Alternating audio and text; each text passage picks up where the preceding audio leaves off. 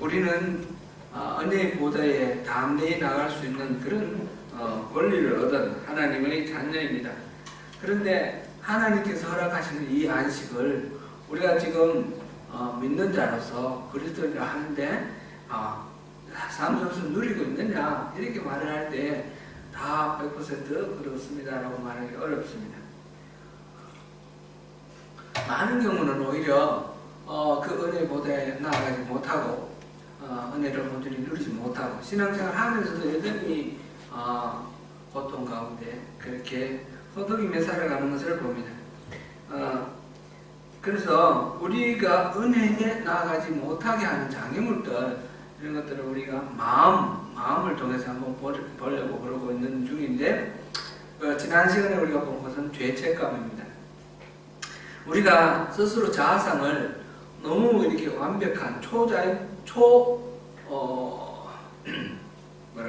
초인적인 자아상을 이렇게 설정해 놓고 그 초인적인 자아상을 내가 이룰 수 있다, 내가 달성할 수 있다, 그러면서 열심히 이렇게 추구하는 그런 식으로 우리가 살아갈 때에, 그럴 때 이 초인적인 자아에 우리가 도달하지 못함으로 인해서 끊임없이 좌절하게 되고, 또 그것으로 인해서 그 도달하지 못한 것들 때문에 죄책감을 느끼고 스스로를 정죄하고 나는 왜 이럴까? 마땅히 이렇게 살아야 되는데 왜 이렇게 살지 못하는가? 그렇게 끊임없는 반복 속에서 이렇게 하나님의 안식에 이르지 못한다 하는 것을 보았습니다. 물론 죄책감이라는 것은 우리가 거룩함을 유지하기 위해서 반드시 필요합니다. 하나님의 백성으로서. 근데 여기서 우리가 문제 삼고 있는 죄책감은 그런 것을 얘기하는 것이 아닙니다. 죄에 대한 정당한 책임감을 말하는 것이 아니라 적절하지 아니하게 부당하게 자기에게 이렇게 억압의 그 사슬로 작용하게 하는 그런 죄책감입니다. 초인적인 자아상의 필요를 채우고자 하는 완전주의적 행동주의, 또 우리가 율법주의라고 말했던 그거, 우리의 노력, 우리의 의로 하나님을 만족시키고 또 우리를 만족시키려고 하는 이런 것들 때문에 거기서 미달됨으로 인하여 얻는 그런 죄책감, 이것들은 다 하나님이 기뻐하시지 아니하시는 그릇된 죄책감입니다. 이런 그릇된 죄책감으로부터 벗어나기 위해서 지난 시간에 우리가 살펴본 것은 두 가지 방법을 이야기를 했습니다. 첫 번째로는 그 죄책감이 진짜로 우리가 들여다봤을 때 죄의 책임이 누구에게 있는가 그걸 분별하라고 했습니다. 그래서 부당하게 내가 지고 있는 죄의 책감하고 내가 마땅히 내가 져야 할 죄에 대한 몫을 구분을 하라고 했습니다.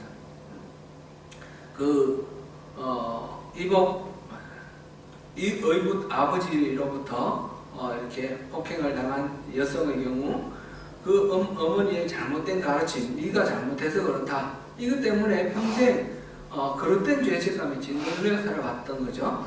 그것을 분별을 해서 참으로 자기가 잘못된 부분이 뭐고 내가 부당하게 죄책감에 빠져있던 부분은 뭔지 그거를 분별을 해서 그걸 분리시키라 했습니다.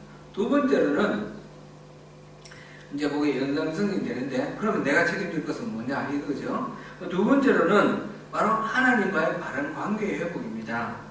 내가 스스로 만들어낸 초인적 자아가 아니라 하나님이 원래 만들기를 원하셨던 그 본래의 모습, 그것을 회복해야 되는 거죠. 우리가 회복해야 될 본래의 모습, 그 본래의 모습으로 우리가 돌아가는 겁니다.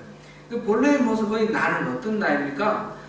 하나님이 전적으로 모든 것을 공급해 주시고 우리는 전적으로 하나님을 의존하는 그런 관계입니다. 에덴 동산에서 아담이 하나님과 이루었던 그 관계 말입니다. 그 관계로 우리가 돌아가는 것이 필요합니다. 그것을 내 힘으로 내 능력으로 뭔가를 이루려고 함으로써 그 관계가 깨어져 있는데 이것을 다시 회복시켜서 참된 자, 자기를 부인하고 자기 십자가를 지고 나를 쫓아라 할 때 이 자기 부인은 그릇된 자아를 부인하는 것입니다.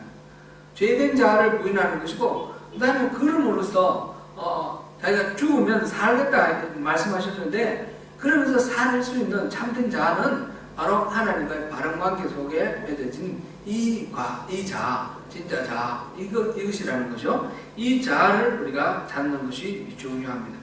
여기에서 어그러져 있는 것이 바로 우리가 죄책감을 느끼고 회개하고 돌이켜야 될 그런 부분입니다. 하나님이 나는 원래 부족한 줄 압니다. 그래서 내가 스스로 의에 도달하지 못함을 아시기 때문에 독생자를 주셔서 독생자가 십자가를 지시고 그 독생자의 십자가 보혈 그 희생으로 인해서 우리를 다시 주님께로 회복시키셔서 하나님의 자녀로 그래 삼아 주셨습니다. 우리의 완벽하지 못함 이것으로 죄책감을 가질 필요가 없다는 거죠. 완벽하지 못함 때문에 하나님이 사랑을 덧입혀 주셔서 완벽함으로 만들어 주셨습니다. 우리가 생각해야 될 것은 하나님이 더 씌워주시는 이 사랑, 이 은혜 여기에서 떨어져 있느냐, 여기에 온전히 우리가 안에 들어가 누리고 살아가느냐, 그것이 문제인 것입니다. 하나님과의 이 바른 관계 속에서 하나님이 새롭게 덧입혀 주신 이 은혜에 들어가는 것이 바른 신앙이고, 그것이 우리가 은혜를 참으로 이 땅 속에서 누리면서 살아가는 그런 비결이 될 것입니다. 첫 번째 자책감에 대해서 살펴보고요. 두 번째는 자존감에 대해서 살펴봅니다. 자존감이 낮은 경우 어떻게 할 것인가? 제 아내 얘기를 하겠습니다. 제 아내 얘기를 해서 죄송합니다만 이걸 쉽게 이해하기 위해서 제가 예로 이렇게 드는 것이니까 넓은 마음으로 이해해 주시고 비추어서 우리의 경우에는 어떤 것들이 있는가 한번 생각해 보시기 바랍니다. 제 아내는 지금은 많이 나아졌지만 전에는 제가 이해하기 어려운 그런 부분들이 많이 있었습니다. 예를 들어서 아이들이 TV를 보는데 TV를 보는 것 때문에 여러 번 부딪히고 싸웠습니다. 제일 많이 심각했을 때가 해밀턴 때인 것 같은데 아이들이 금방 이민을 와서 이 영어가 안 되니까 영어 공부를 하기 위해서 DVD를 많이 봤어요. 해리포터 같은 경우 50분 더 보고 그랬습니다. 그 같은 것을 계속 반복해서 봐가지고 대사가 뭔지 자기들이 알아서 서로 둘이서 대화하는 거예요. 이게 DVD가 말하기 전에 아들, 딸들이 서로 주고받으면서 대화를 할 정도로 이렇게 도움을 많이 받았습니다. 그러면서 이제 TV도 보고 그러는데 이제 제 아내는 청소도 하고 집안일 여러 가지 하면서 왔다 갔다 하면서 애들 DVD 보고 TV 보는 거 보죠. 보면서 어떨 때는 가다가 뭐 이렇게 궁금해서 들여다 같이 보기도 하고 막 이렇게 하는데 어느 순간 돌변을 해가지고 애들한테 TV 그만 보라 그러고 코드 뽑아버리고 그 TV를 가라지에 집어넣어버리고 막 그러는 거예요. 하루 종일 TV 본다고 그러면서 어느 적정한 선에서 끊어야 되는데 계속해서 TV 본다고 화를 내는 겁니다. 제 아내는 여러분들 느끼시는 대로 대체로 웃는 낯입니다. 과다하다 싶을 정도로 웃습니다.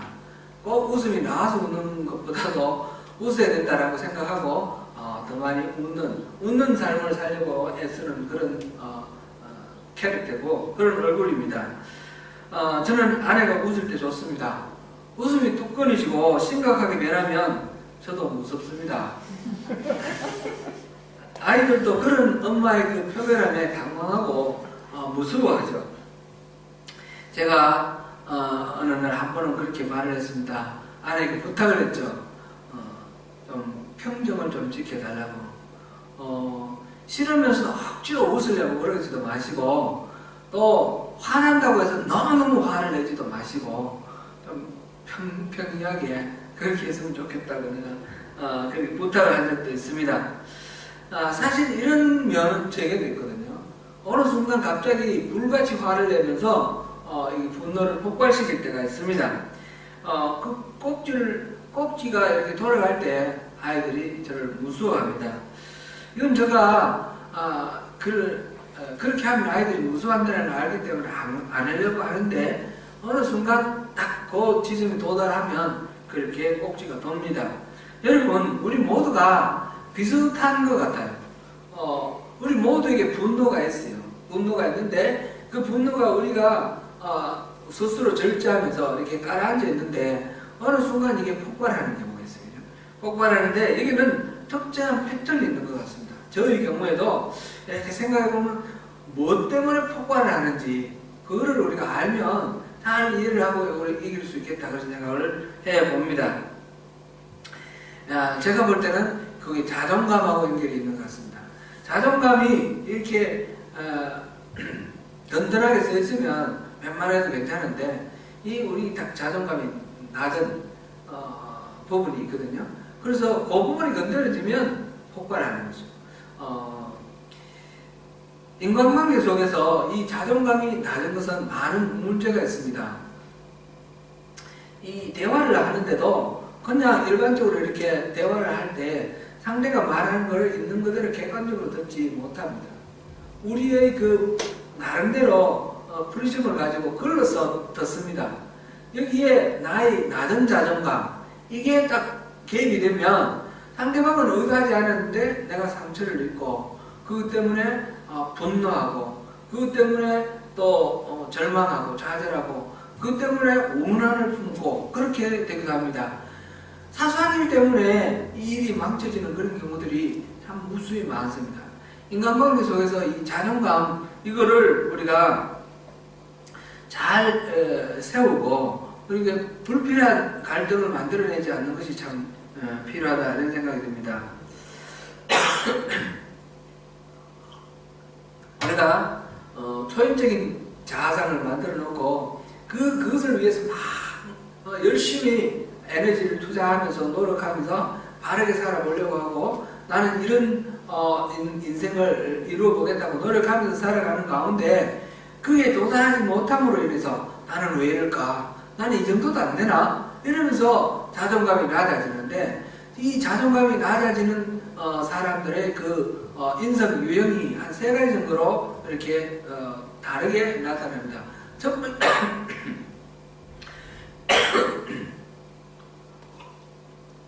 첫 번째는 지배형이다 이렇게 표현하는데 주로 남성들에게 많이 발견되는 그런 유형입니다. 이것은 매우 성공지향적인 모습을 보입니다.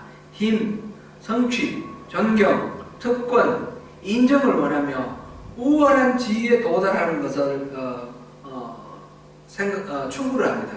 그래서 다른 사람보다 힘이 많거나 지위가 높아지거나 돈이 많아지거나 이런 식으로 해가지고 권력을 많이 갖고 되고 이래서 다른 사람들이 이렇게 하라 저렇게 하라 막 지배하는 그런 위치에 올라감으로써 내가 스스로의 자존감을 높이려고 하는 것입니다. 근데 실질적으로 이렇게 높은 위치에 올라가면 자존감이 높아지느냐? 그렇지 않습니다. 이 높으면 높을수록 더 높은 사람도 있잖아요. 그러면서 자존감은 이 채워지지 않는다는 것을 스스로 발견을 하게 되고 그 때문에 더 한계를 느끼게 됩니다. 이 자존감의 문제는 이 낮은 자존감의 문제는 이렇게 성취를 통해서 해소되지 않는 겁니다. 외부적인 것으로 해소되지 않습니다. 내면적으로 이것이 해결돼야 됩니다. 두 번째 유형은 주로 여성들에게 나타나는데 자기소멸형이다 이렇게 말합니다. 물론 이게 남성 여성으로 다 구분되는 건 아니고요. 남성도 자기소멸형이 있고 여성도 지배형이 있습니다. 있는데 이 경우에는 다른 사람들로부터 주어지는 애정, 그 사랑, 관심 이것을 통해서 자기의 자존감을 높여보려고 하는 것입니다. 이 경우에는 약하고 무력하고 과의존적이고 동조적이고 복종적이며 정이 많습니다. 동의를 원하며 비난을 두려워합니다. 소속감에 지나친 면모를 보입니다. 그 애정결핍증 이렇게 나타내는 보이는 거, 뭐 인간 중독 이렇게 나오는 거 이런 것들이 병적으로 나타나는 그런 부분이다 이렇게 말할 수 있습니다. 세 번째로는 후퇴형 또는 은둔형 이렇게 말할 수 있습니다. 이 경우는 자기의 자존감을 채우기 위해서 사람 속에 섞이지 않는 것입니다. 늘 따로 떨어져 있습니다. 외롭게 이렇게 삽니다. 그리고 지나치게 독립적이며 다른 사람들의 도움을 받지 않고 모든 것들을 자기 스스로 해결하려고 하는 그런 성향이 있습니다. 그리고 남을 공격할 줄도 모르고 또 자기 약점을 보이는 것을 극도로 싫어합니다. 이런 유형들은 다 하나의 현상이죠. 낮은 자존감 때문에 나타나는 하나의 현상입니다. 우리의 이 낮은 자존감은 외부로부터 어떻게 해결할 수 있는 것이 없기 때문에 내적으로 내면적인 어떤 변화를 통해서 이거를 회복을 하고 이 자존감이 높아지도록 그렇게 해야 되는 것인데, 어떻게 하면 이 자존감을 회복할 수 있는 것인가, 그것을 우리가 오늘 한번 생각해 봐야 되겠습니다. 첫 번째로는 이 자존감이 낮은 이 원인이 있다는 것이죠. 낮아지는 원인이 우리 초자연적인 자아를 세워놓고 그걸 위해서 노력할 때 그것이 좌절되게 되는 하나의 뿐만 아니라 몇 가지 될 수도 있고 그런 요인들이 있는 것입니다. 자존감을 해치는, 상하게 만드는 그런 요인들이 있습니다. 그 요인들을 그건 주로 우리가 자라는 과정 속에서 부모를 통해서 부모의 양육 패턴에 따라서 많이 영향이 만들어지는데, 이런 경우 과거에 있었던 그 고통스러운 경험, 그것과 직면하는 것이 필요합니다. 직면을 해서 그 문제를 해결을 해야 되는 것입니다. 제 아내의 이야기로 돌아가서 그 원인이 무엇인가 우리가 얘기를 해보았습니다. 얘기를 해보니까 제 아내의 아버지, 곧 저희 장인어른의 그 영향이 너무 컸던 것 같습니다. 제 아내의 아버지는 밖에서 굉장히 젠틀하신 분입니다. 그런데 집안에서는 굉장히 이렇게 권위주의적이고 좀 이렇게 독재형 그런 분입니다. 이제 TV로 우리가 예를 들었으니까 TV에 맞춰서 생각해 보면 집에 TV가 있는데 TV 채널권은 전부 아버지께 100% 있습니다. 다른 사람 보고 싶은 거 볼 수가 없고 아버지가 보고 싶은 거 봅니다. 아버지가 밖에 나갔다가 들어오실 때 TV를 보고 있으면 특별히 아들, 딸들이 학생들이고 이럴 때 TV를 보고 있으면 난리가 나는 거예요. 왜 TV 보냐. 그러니까 아버지가 오실 때 되면 TV 보고 있다가도 끄고 안 본 척하고 있고, 아버지가 오시면 얼른 싹다 이제 TV를 끄고 안 그런 척하고 있는 거죠. 그러다가 아버지가 이제 TV를 켜시면 슬쩍 나와서 옆에서 앉아서 이렇게 겹불 쬐듯이 TV를 보고, 그러다가 적당한 때 빨리 들어가야 되고, 이런 식의 생활 패턴을 하면서 이 아내에게 내면화되어 있는 것이 있는 거죠. TV에 대해서는 어른들이 보는 권위를 가지고 있어야 된다. 어른들이 채널권을 갖고 있어야 된다. 또 아이들은 학생들이기 때문에 너무 많이 보면 안 된다. 이런 어떤 룰이 내면화가 되어 있는 것이죠. 이게 무의식 속에 내면화가 되어 있는데, 근데 이제 이민 와가지고 이렇게 살아가면서 실질적으로 이 아이들이 영어 공부를 위해서 많이 필요하니까 그 TV 보는 것을 허용을 했습니다. 의식적으로는 다 이해가 되는데, 애들이 TV 보는 것도 이해가 되고 한데, 무의식 속에 얘들이 자기들 계속 TV 보고 있고, 또 엄마가 왔다 갔다 하면 눈치도 좀 살피면서 또 끄든지 뭐 그런 것도 해야 되는데, 안 그러고 뻔뻔스럽게 계속 보고 있고, 그러니까 이 어릴 때 아버지하고 관계 속에서 딸이 아버지에게 보였던 태도하고 이 애들하고 이 너무 다른 거예요. 그러니까 자존심이 상하는 거예요. 자존감이 높으면 상관이 없는데 자존감이 낮으니까 그걸 건들려 버리는 거죠. 이것들이 나를 무시하네. 엄마가 이렇게 왔다 갔다 하고 눈치를 좀 이렇게 막 주면 적당히 보고 들어가야지. 이런 식의 생각이 드니까 그 한계를 넘어가면서 화가 나는 거죠.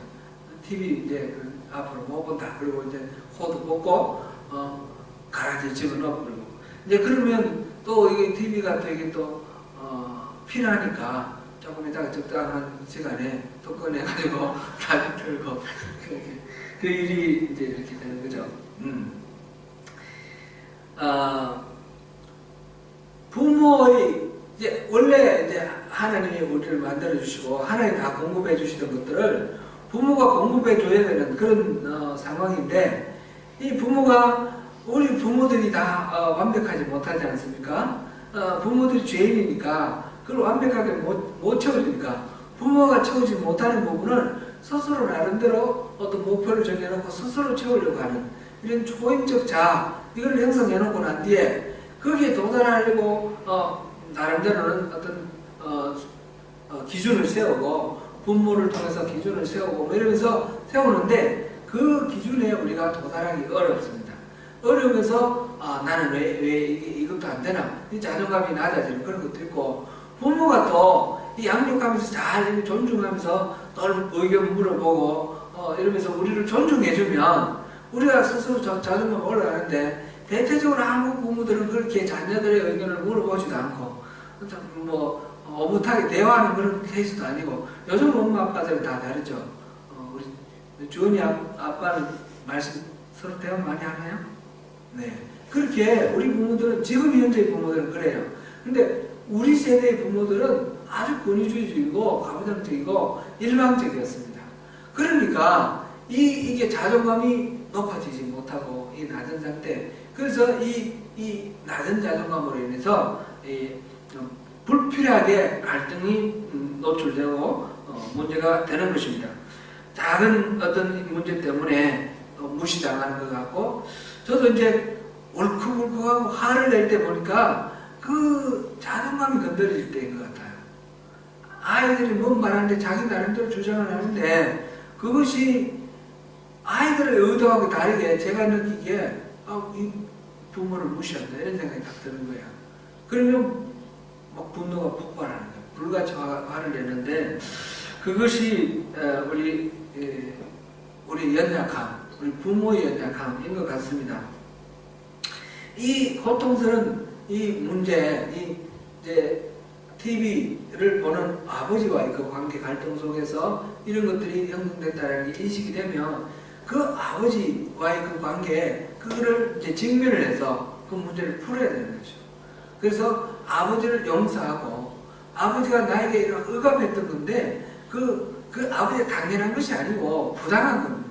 부당한 것에 대해서 바르게 인식하고 그것을 아버지를 용서를 해주고 내 마음속에 그 얽힘과 속박 그것을 풀어버려야 됩니다. 용서라는 것은 상대를 위한 것이 아니라 나를 위한 거 아닙니까? 나를 자유롭게 하기 위해서 우리가 용서를 해야 되는 거죠. 우리가 이제 내적 치유를 한다 그러면 항상 어릴 때 이런 기억들을 자꾸 덜추어내는데 이 기억들을 덜추어내면 전에는 생각 안 했던 그런 것들이 막 원망으로 되고 오히려 부모님이나 또는 형제들이나 이런 그냥 무심코 지나가는데 그 속에 이런 나의 오늘날 이 인격의 왜곡됨을 불러일으키는 어떤 원초가 있었구나 단초가 있었구나 그러면서 오히려 내적 치유를 통해서 부모를 이렇게 막 원망하는 그런 마음이 생기고 그것이 도리어 상처를 심화시키는 그런 경우도 있습니다. 이게 내적 치유가 불완전할 때 그렇습니다. 이제 이 과거와 직면을 하면 직면하는 거 그것을 통해서 용서를 하고 떨쳐버리고 그 다음에 그 상처에서 회복돼야 됩니다. 그 상처에서 그대로 묶여있어서는 안 되는 것입니다.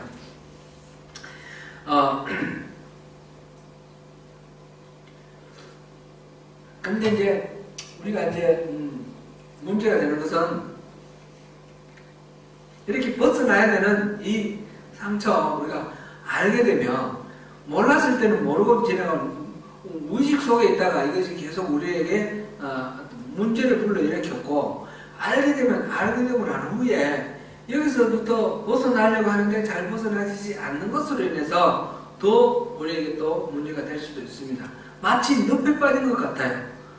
이게 걸어가다가 쑥 빠졌는데 이 늪인 줄을 알면 알아야 될 거 아니에요. 모르면 우리가 방법이 없어요. 그런데 알고 난 뒤에 늪에 빠졌다고 허우적거리면 어떻게 되나요? 점점 깊이 빠져들어가지고 나올 수가 없어요. 그래서 이 과거의 나의 문제, 낮은 자존감의 원인이었던 이 사건, 이 원인을 우리가 발견을 하고 그 다음에 이거를 이제 하나님의 방법으로 용서를 하고 이 사슬을 풀어내는데 그것이 늪에 빠진 것처럼 나 혼자 허우적거려서는 안 되니까 도움이 필요한 거죠. 늪에 빠졌을 때는 다른 사람이 밧줄을 던져주든지 아니면 막대기를 이렇게 넣어주든지 해서 한번 당겨줘야 되는 거 아닙니까? 하나님의 도우심이 필요합니다. 바로 성령의 도우심. 이것이 이 내적 치유는 결국 내가 치유하는 것이 아니고 하나님이 치유해 주시는 거죠. 하나님 도우심이 필요합니다. 하나님 도우심을 구하는 그것이 우리에게 아주 절대적으로 필요한 것입니다. 오늘 본문 한번 보겠습니다. 다시 본문 3장 1절 같이 읽습니다. 시작. 보라, 아버지께서 어떠한 사랑을 우리에게 베푸사 하나님의 자녀라 일컬음을 받게 하셨는가. 우리가 그러하도다. 그러므로 세상이 우리를 알지 못하면 그를 알지 못함이라. 아버지께서 어떠한 사랑을 우리에게 베푸사 하나님의 자녀라 일컬음을 받게 하셨는가. 이거는 하나님 아버지가 우리를 하나님 자녀로 이렇게 일컬음을 받게 하기 위해서 보여주신 그 사랑이 여기 어떠한이라고 했는데 얼마나 크냐, 얼마나 대단하냐, 어마어마하다. 그거를 지금 말하고 있는 거죠. 그걸 지금 표현하고 있는 표현입니다. 하나님의 그 사랑은 아주 너무너무 큰 것입니다. 우리가 상상할 수 없는 그 정도로 하나님은 우리를 사랑하시는 겁니다. 하나님은 마치 이 세상에 나 하나밖에 없는 것처럼 그렇게 우리를 사랑하시는 것입니다. 그 사랑을 우리가 알게 될 때에 우리가 이 자존감이 건강하게 바르게 세워지는 것입니다.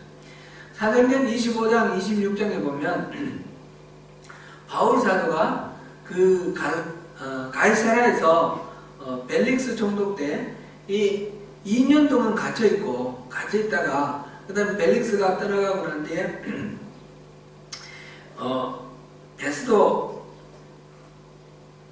베스도라는 새로운 총독이 와가지고 바울을 만나는 그런 장면이 나옵니다. 베스도가 신임 총독이 부임을 해가지고 예루살렘에서 그 대제사장과 관리들을 만났는데 이제 새로운 사람들이 총독이 왔으니까 여러 가지 현안들, 중요한 이슈들 말할 거 아닙니까, 그죠? 그래서 이 현실 상황을 잘 파악을 하고 그 다음에 이제 계속해서 총독의 역할을 감당할 수 있도록 그렇게 하는데 이 대제사장을 비롯한 이 유대인들의 지도자들이 맨 먼저 얘기한 것이 바울 사도에 대한 이야기입니다. 바울을 예루살렘으로 데려와서 재판하라. 그러면서 예루살렘 올 때 중간에 도중에서 죽이려고 하는 겁니다. 그러니까 이 베스도가 이상한 겁니다. 다른 건 뭐 여러 가지 현안 바보가 많을 텐데 이 바울이라는 사람은 왜 저렇게 대제사장과 고위 관리들이 그렇게 이 문제를 먼저 해결해 달라고 그렇게 요청을 할까? 그래서 돌아와서 물어봅니다. 바울에게 물어봅니다. 너 무슨 죄 짓냐? 그걸 보니까 뭐 죄 짓는 것도 없는 것 같아요. 그리스도라는 사람이 살아났다고 부활했다고 그렇게 전했다고 잡혀있는 거예요. 그런데 죄가 없으면 보내줘야 되는데 이 벨릭스는 2년 동안 보내주지 않고 있었어요. 혹시 무슨 뇌물이나 바칠까 그걸 바라면서 그냥 이유 없이 불을 해놓은 거예요. 그러니까 이 문제를 풀어야 되겠는데 그냥 이 총독이 그냥 풀어주기도 어려우게 이 유대인들 지도자들이 제일 먼저 현안을 그걸 들고 나왔잖아요. 그러니까 이 사람들의 관심사이기 때문에 함부로 자기 할 수도 없는 거예요. 그리고 고민하고 있는 중에 아그리파 왕이 찾아왔어요. 이제 새로 신임 총독 문안차 데리고 왔습니다. 그래서 아그리파 왕하고 같이 의논을 하면서 이 바울이라는 사람이 이렇게 있는데 그 대제사장하고 이렇게 와서 이 문제를 먼저 해결해 달라고 그러는데 난 왜 그런지 모르겠다고 그랬더니 그럼 한번 만나보자. 그래서 같이 만나는 거예요. 아그리파는 예수 그리스도에 대해서 굉장히 많이 마음이 열렸어요. 그래서 그 그리스도에 대해서 복음을 전하는 사람이라니까 바울에 대해서 궁금해서 만나보겠다고. 그래서 만났습니다. 그러니까 총독하고 그 다음에 아그리파 왕의 그 부인 왕비 버니게 그 다음에 또 여러 고위 관리들 이렇게 모여가지고 바울을 만났습니다. 그때 바울이 하는 이야기가 그것이 사도행전 26장 29절 말씀입니다.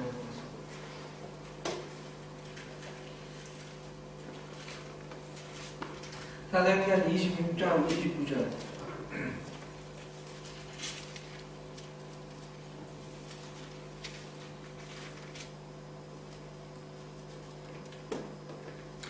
이제 자기가 전한 것은 모세가 예언한 대로 바로 그리스도가 고난을 받고 죽었다가 죽은 자 가운데 살아날 거다. 이거를 전한 것밖에 없습니다. 이렇게 이제 말을 하고, 그 다음에 바울이 이런데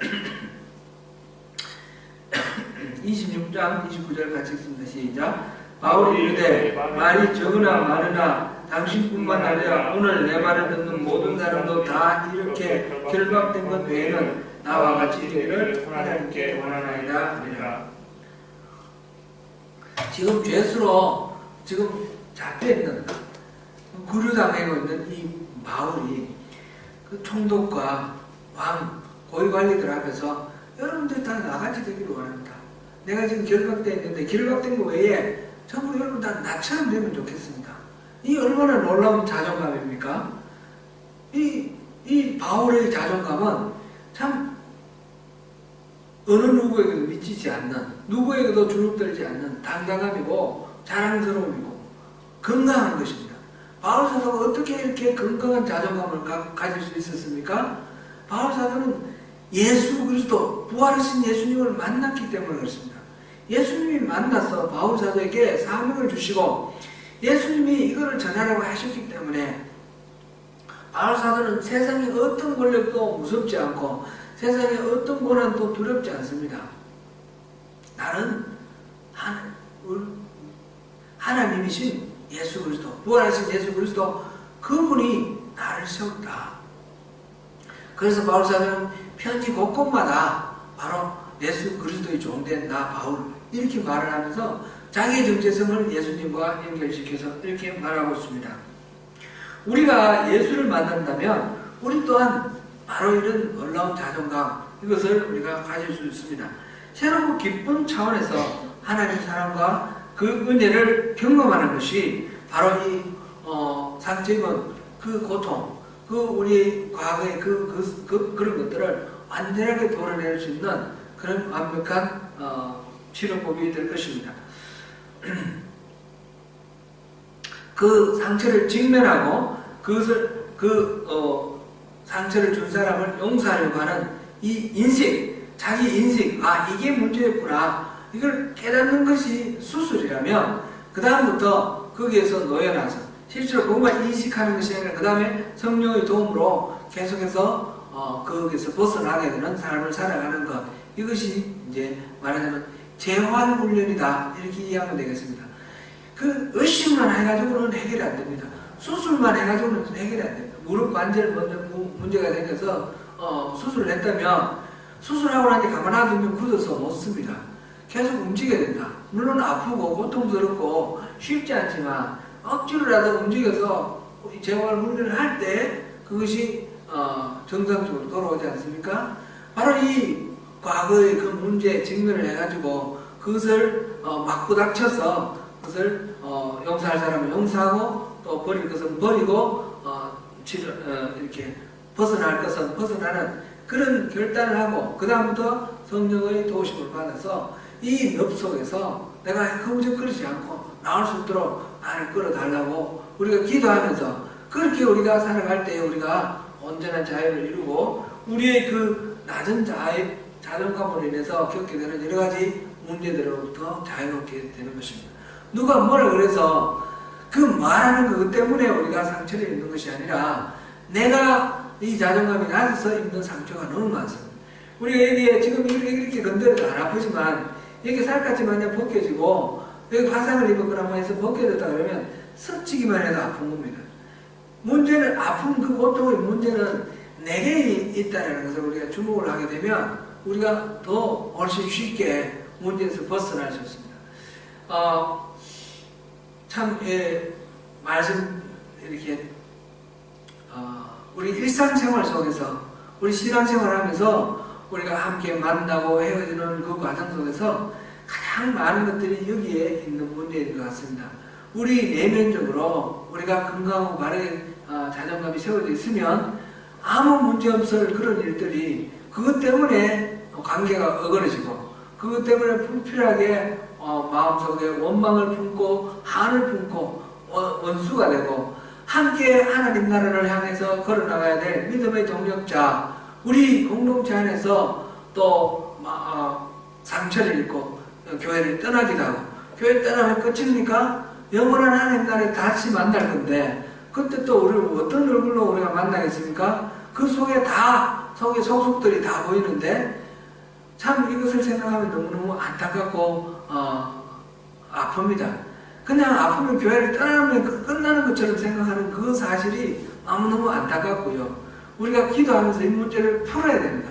이것으로부터 자유롭게 해결돼야 됩니다. 그렇지 않으면 끊임없는 그 문제의 소용돌이 속에서 헤어나지 못하면서 늪에 빠져드는 것처럼 그렇게 우리가 살아갈 수밖에 없습니다. 우리가 이 마음의 이 문제를 생각하면서 하나님이 우리에게 주신 이 고귀한 이 우리 자존감에 대한 하나님의 그 이해, 이것들을 우리가 내면화시켜야 됩니다. 3장 2절을 보겠습니다. 오늘 본문 3장 2절. 3장 2절 읽겠습니다. 시작. 사랑하는 자들아, 우리가 지금은 하나님의 자녀라. 장래에 어떻게 될지는 아직 나타나지 아니하였으나 그가 나타나시면 우리가 그와 같을 줄을 아는 것은 그의 참모습 그대로 볼 것이기 때문입니다. 그가 나타나시면 우리가 그와 같아질 거예요. 그가 누구예요? 예수 그리스도. 우리가 예수 그리스도와 같은 존재가 될 거라는 거예요. 우리가 시시한 존재가 아니에요. 우리는 우리 스스로 봤을 때 문제와 허물과 약점투성이로 보이는데 하나님과 바른 관계에 놓이게 되면 하나님이 모든 것들을 다 커버해 주시고 다 공급해 주실 때에 그때 그 모습은 예수님의 모습하고 똑같다는 거예요. 우리는 그렇게 하나님으로부터 부름받은 자들입니다. 우리가 부질없이 우리 스스로의 그 연약함에 자존감이 낮아져서 그것 때문에 전전긍긍할 필요가 하나도 없는 것입니다. 사랑하는 성도 여러분, 지금 보이지 않지만 그분 예수 그리스도가 오실 때 우리는 바로 그분과 같은 그런 존재가 될 것입니다. 현재는 비록 내가 보잘것없어 보이고 도무지 존중할 것 없어 보이는 그런 초라한 존재이지만 사실은 내가 이미 그분과 연합하여서 그분과 같이 고귀한 존재가 되어 있는 것입니다. 끊임없이 기도하면서 내 안에 계신 그리스도를 만나고 그분과 의논하며 그분이 또 이끌어 가시는 그 길로 걸어가는 인생을 통해서 우리가 새로운 피조물이 되고 새 사람을 입으시기를 바랍니다. 주님이 이미 허락하신 은혜를 누리면서 이미 이곳에 임하신 하나님 나라, 그 하나님 나라의 백성으로서 천국의 삶을 죽고 난 뒤에 먼 훗날이 아니라 지금 바로 여기서부터 그 하나님 주시는 자유를 누리면서 그 진리 안에서 우리가 참된 자유를 누리면서 모든 억압과 하슬을 벗어버리고 하나님 그 은혜 안에서 승리하는 저와 여러분 되시기를 축원합니다. 기도하겠습니다.